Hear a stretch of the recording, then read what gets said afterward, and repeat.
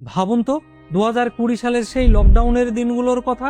হঠাৎ সবকিছু স্তব্ধ, দোকানপাট ব্যবসা বন্ধ, অফিস বন্ধ, অথচ সংসারে নিত্যদিনের খরচ, ওষুধের খরচ বা বাড়ির ইএমআই কিন্তু একদিনের জন্য বন্ধ ছিল না। সেই কঠিন সময়ে কারা শান্তিতে পরিবারকে নিয়ে বাঁচতে পেরেছিলেন? যাদের কাছে সঞ্চিত ছিল একটি এমার্জেন্সি ফান্ড। হ্যালো বন্ধুরা, সঞ্চয় সাগরে আপনাদের স্বাগত।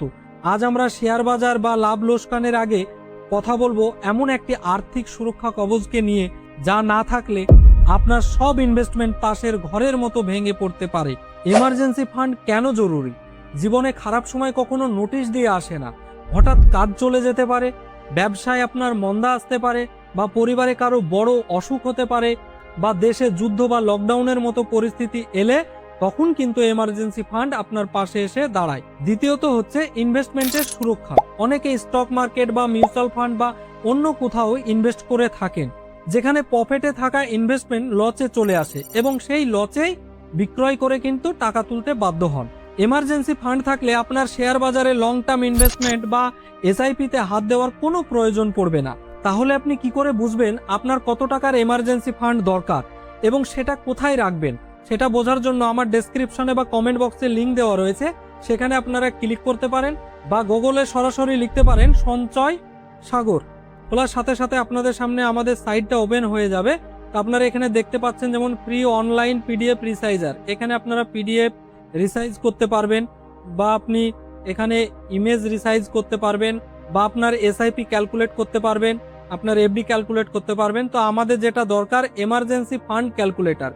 আপনারা এখানে ক্লিক করবেন, ক্লিক করার সাথে সাথে আপনাদের সামনে এই সাইটটা চলে আসবে। আপনি দেবেন প্রতি মাসের মোট আপনার ইনকাম, আপনার প্রতি মাসে যেটা ইনকাম সেটা আপনি এখানে লিখবেন। ধরুন আপনার প্রত্যেক মাসে 25,000 টাকা ইনকাম। তারপরে এখানে লিখবেন প্রতি মাসে প্রয়োজনীয় খরচ, আপনার সংসারে যাবতীয় খরচ মিলে সব মিলে টোটাল যেটা খরচ হয় সেটা আপনি এখানে লিখবেন। ধরুন আপনার প্রত্যেক মাসে 15,000 টাকা খরচ।